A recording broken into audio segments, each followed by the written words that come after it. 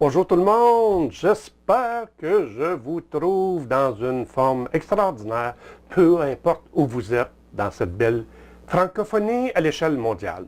Aujourd'hui, une petite analogie, histoire qui est réellement arrivée il y a 2 ans et qui se poursuit aujourd'hui. Il y a 2 ans, j'ai décidé avec ma femme, c'est-à-dire elle avait déjà commencé, j'ai décidé d'aller la rejoindre et de donner de mon temps le vendredi après-midi à ce que j'appelle l'âge d'or. Donc, oui, il y a des gens plus âgés que nous. Et le vendredi après-midi, ça joue au bowling, ce beau monde-là. Et il y en a, la majorité se retrouve en haut de 70 ans et ça va jusqu'à 92 ans. Donc, toutes sortes de gens, de tous les genres, de toutes les formes. Et on est allé là. Et bah oui, moi j'apprécie des activités sociales, puis j'ai fait du sport toute ma vie, si on peut appeler ça un sport, mais toujours est-il que ça me semble facile, puis j'ai un beau petit style élégant, puis je suis félicité, j'ai une bonne petite moyenne. Et au beau milieu de l'hiver, la grippe frappant, de façon assez sévère, le président de la Ligue nous a demandé si on pouvait faire un petit effort pour remplacer des joueurs qui étaient malades et aller chercher de nouveaux partenaires de jeu.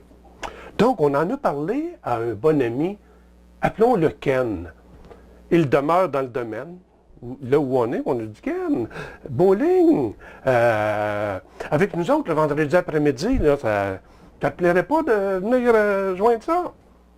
Et sa réponse est ah non.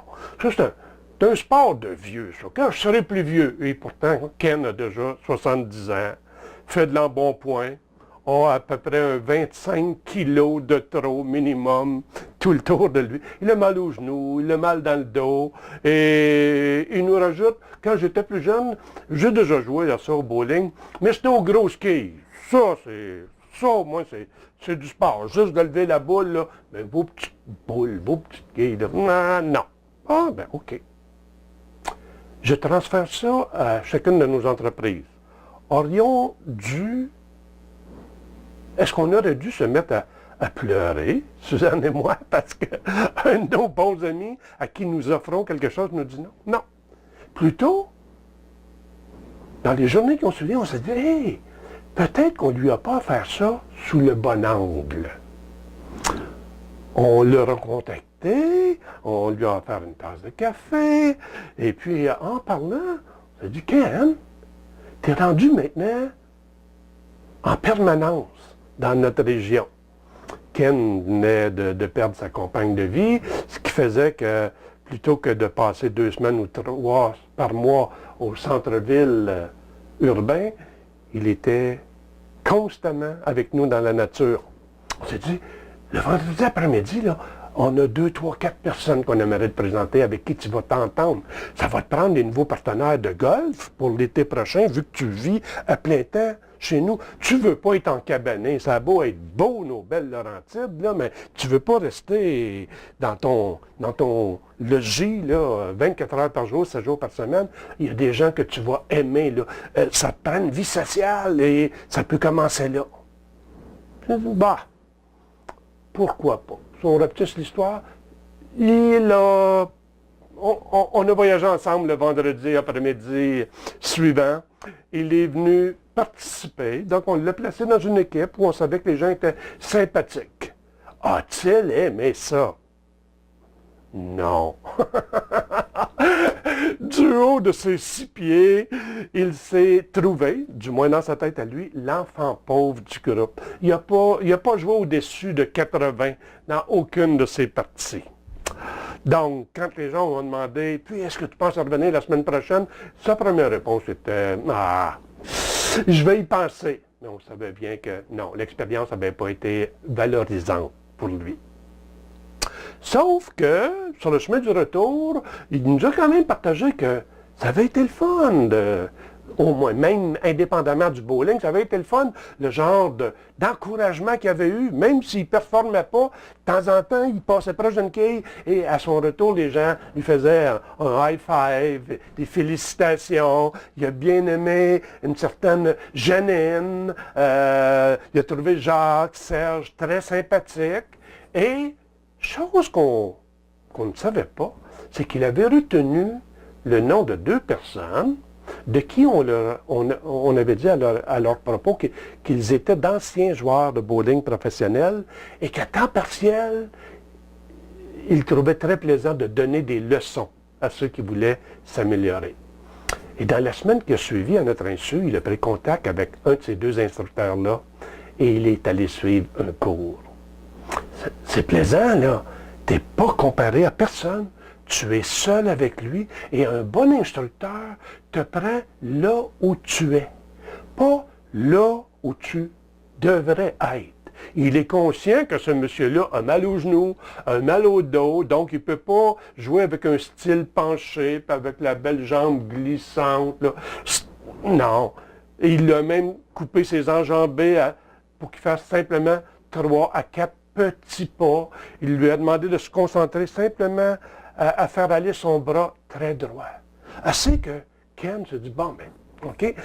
Il est retourné quelques jours plus tard pratiquer les trucs, les techniques qu'on lui avait enseignées. Et il est revenu jouer le vendredi d'après. Est-ce qu'il a mieux joué? Oui, 5 à 10 points par partie de mieux. Mais il y avait comme une nouvelle lueur dans ses yeux. Plus de félicitations. Il reconnaissait du monde, donc il était moins farouche, plus socialement habilité à apprécier toutes les personnes qui étaient là. Et il a repris une autre leçon du même instructeur et il est allé pratiquer 2 fois, 3 fois dans la semaine qui ont suivi. Donc, le point que j'aimerais qu'on retienne, c'est qu'il a commencé par dire non à une offre que nous lui avions faite. Non. On a décidé de représenter l'offre avec d'autres genres d'informations sous un autre angle. Et sous cet angle-là, il s'est dit, bon, OK, peut-être. Il est venu vivre l'expérience, ça n'a pas été super emballant. Il n'était pas bon avec cette nouvelle opportunité, mais il a détecté des gens qui pouvaient lui montrer comment s'améliorer.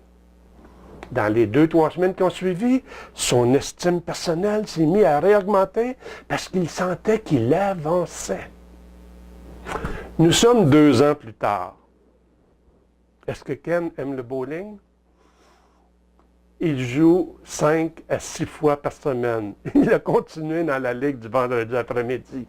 Il a joint la ligue du lundi après-midi. Un ami l'a invité, j'ai dit lundi, mercredi, un ami l'a invité à joindre un groupe qui jouait sur l'heure du midi le mardi. Et vous savez quoi? Il est maintenant payé pour jouer. Ken joue maintenant en haut de 200. Qui est le meilleur au bowling? Moi qui ai pratiqué des activités toute sa vie, puis qui a un beau style, mais qui ne joue qu'une fois par semaine? Ou Ken, qui a donné à cette activité-là 4, 5 et 6 fois par semaine, il a donné à cette activité-là la chance d'évoluer et d'être meilleur dans cette activité-là. Aujourd'hui, son estime personnelle, quand il se présente à la salle de quilles, les gens le reconnaissent, les gens le demandent. Il est maintenant mentor pour certaines personnes. Donc, on est parti de quelqu'un qui a dit non, qui n'aimait pas ça, mais qui a mis en application les services d'un coach et de la pratique. Il s'est même fait une nouvelle compagne de vie avec qui il est depuis un bon bout de temps. Il s'est fait des nouveaux partenaires de golf et, peu importe où il se présente, dans notre belle petite campagne, il est constamment salué par beaucoup de personnes. Est-ce que Ken aime plus cette activité-là que moi, aujourd'hui? Oui. Il joue dans toutes sortes de tournois et comme je vous le disais, il est sollicité. Et ça, c'est bon pour l'estime de soi. Donc, 2 petits points sur lesquels je vous laisse. La pratique fait des merveilles et transforme des vies et modifie la compréhension qu'on a de quelque chose et son appréciation.